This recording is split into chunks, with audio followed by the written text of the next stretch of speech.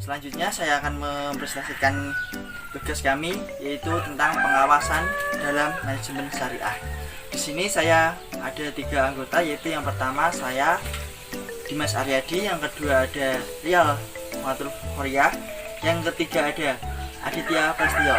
Di sini saya sebagai moderator, dan selanjutnya yaitu Mu'alifatul Khoria sebagai penyaji kedua dan Aditya Prastio sebagai penyaji ketiga.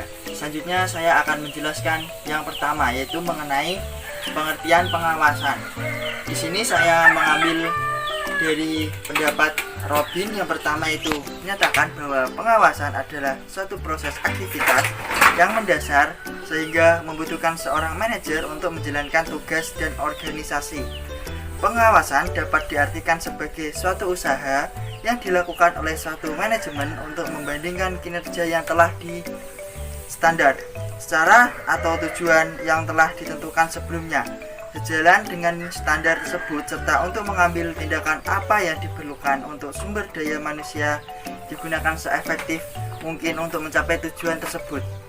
Dari pemaparan di atas, saya dapat menyimpulkan bahwa pengawasan adalah suatu kegiatan manajer yang mengusahakan agar pekerja terlaksana sesuai dengan rencana yang telah ditetapkan dan mencapai hasil yang dikehendaki. Selanjutnya saya akan melanjutkan yang kedua, yaitu adalah fungsi dan prinsip pengawasan. Yang pertama, fungsi dan manajerial pengawasan adalah untuk mencapai, mengukur dan mengorganisasi prestasi kinerja bawahan guna memastikan apakah rencana yang sudah didesain untuk para pegawai sedang dilaksanakan, sehingga membutuhkan prasyarat adanya perencanaan yang jelas dan matang serta struktur organisasi yang tepat. Fungsi utama pengawasan adalah untuk memastikan setiap pegawai yang memiliki tanggung jawab dapat melaksanakan tanggung jawabnya sebaik mungkin. Dalam syariah, fungsi pengawasan itu ada 3. Yang pertama itu ketakwaan individual, yang kedua yaitu ada kontrol anggota, yang ketiga ada penerapan aturan. Selanjutnya yaitu ada prinsip pokok pengawasan. Di sini pengawasan itu ada 2 prinsip pokok. Yang pertama yaitu merupakan alat pengukur daripada pekerjaan yang dilakukan oleh seorang bawahan atau pegawai. Yang kedua yaitu merupakan suatu kerusakan yang harus ada agar sistem pengawasan yang dilakukan itu benar-benar dapat berjalan seefektif mungkin. Oke, selanjutnya kita akan membahas mengenai bentuk-bentuk pengawasan. Ada 3 tipe dasar bentuk-bentuk pengawasan, yakni yang pertama adalah pengawasan pendahuluan, di mana pengawasan ini juga sering disebut sebagai steering control, dirancang untuk mengantisipasi masalah-masalah atau penyimpangan-penyimpangan yang terjadi dan memungkinkan kegiatan koreksi dibuat sebelum tahap kegiatan tertentu diselesaikan. Pengawasan ini menggunakan pendekatan aktif dan agresif, yakni mendeteksi masalah-masalah yang kemungkinan akan menjadi penghambat di dalam jalannya suatu organisasi dan mengambil tindakan yang diperlukan sebelum masalah tersebut terjadi. Oleh karena itu, diperlukan informasi yang akurat dan tepat berkaitan dengan tujuan yang akan dicapai apabila terjadi suatu perubahan. Oke, selanjutnya adalah pengawasan concurrent. Pengawasan ini dilakukan bersamaan dengan pelaksanaan kegiatan. Pengawasan ini sering juga disebut sebagai pengawasan ya tidak atau berhenti terus.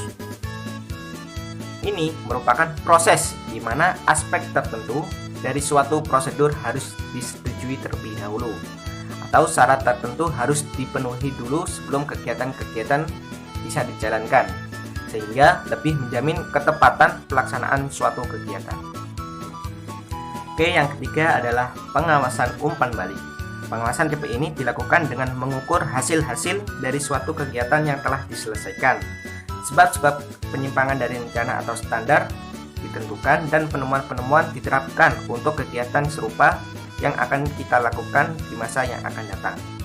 Di dalam pengawasan juga terdapat beberapa jenis pengawasan. Di antaranya, yang pertama adalah pengawasan dari dalam atau internal control, yakni pengawasan seorang pemimpin kepada bawahannya, meliputi hal-hal yang cukup luas, baik pelaksanaan tugas, prosedur kerja, atau kedisiplinan karyawan. Yang kedua adalah pengawasan dari luar atau external control. Biasanya pengawasan ini dilakukan oleh pihak-pihak dari luar internal perusahaan atau organisasi. Pengawasan eksternal dapat dilakukan secara formal seperti pengawasan yang dilakukan oleh pejabat resmi, misalnya BPK dan Dewan Komisaris. Yang ketiga adalah pengawasan sebelum pelaksanaan pekerjaan atau preventive control, yaitu pengawasan yang dilakukan sebelum kegiatan dilakukan untuk menghindari terjadinya penyimpangan-penyimpangan serta ketidaksesuaian dalam pelaksanaannya. Yang keempat adalah pengawasan setelah pelaksanaan pekerjaan atau repressive control, yaitu pengawasan yang dilakukan setelah terjadinya kesalahan atau penyimpangan dalam pelaksanaannya, dan maksud agar tidak terjadi pengulangan kesalahan yang sama sehingga hasilnya sesuai dengan rencana dan kebijakan yang telah ditentukan. Yang kelima adalah pengawasan mendadak atau sidat, yaitu pengawasan yang dilakukan secara mendadak untuk mengetahui pelaksanaannya dilakukan sesuai dengan rencana atau tidak. Yang keenam adalah pengawasan melekat, yaitu pengawasan yang dilakukan secara integratif melalui dari sebelum, selama, dan sesudah kegiatan dilakukan. Yang ketujuh adalah pengawasan langsung atau direct control, yaitu pengawasan yang dilakukan sendiri secara langsung oleh seorang pemimpin dengan memeriksa pekerjaan bawahannya yang sedang dilakukan untuk mengetahui apakah pekerjaan tersebut dilakukan dengan baik dan hasilnya sesuai dengan yang diinginkan atau tidak. Yang kedelapan adalah pengawasan tidak langsung atau indirect control, yaitu pengawasan jarak jauh. Maksudnya pengawasan ini melalui laporan-laporan secara tertulis maupun lisan dari karyawan tentang pelaksanaan pekerjaan dan hasil-hasil yang telah. Baik, selanjutnya saya akan menjelaskan tentang metode pengawasan. Dalam melakukan pengawasan, seorang manajer atau pemimpin harus melakukan beberapa metode pengawasan, yaitu yang pertama, pengawasan non-kuantitatif. Pengawasan non-kuantitatif ini tidak melibatkan angka-angka dan dapat digunakan untuk mengawasi prestasi organisasi secara keseluruhan. Teknik-teknik yang sering digunakan yaitu yang pertama, pengamatan atau pengawasan dengan observasi, yang kedua inspeksi teratur dan langsung, dan yang terakhir laporan lisan dan tertulis. Yang B, pengawasan kuantitatif. Pengawasan ini meliputi angka-angka untuk menilai suatu prestasi. Teknik yang dapat dipakai dalam pengawasan ini adalah yang pertama anggaran, yang kedua audit, yang ketiga analisis break even, dan yang terakhir analisis rasio. Selanjutnya F, pengawasan dalam pandangan Islam. Pengawasan dalam pandangan Islam dilakukan untuk meluruskan yang tidak lurus, mengoreksi yang salah, dan membenarkan yang hak. Pengawasan dalam hukum syariah terbagi menjadi dua hal, yaitu yang pertama, kontrol yang berdasar dari inti sendiri yang bersumber dari tauhid dan keimanan kepada Allah Subhanahu wa taala.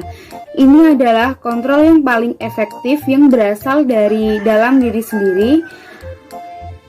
Dan yang kedua, sebuah pengawasan akan lebih efektif jika sistem pengawasan tersebut juga dilakukan dari luar diri sendiri.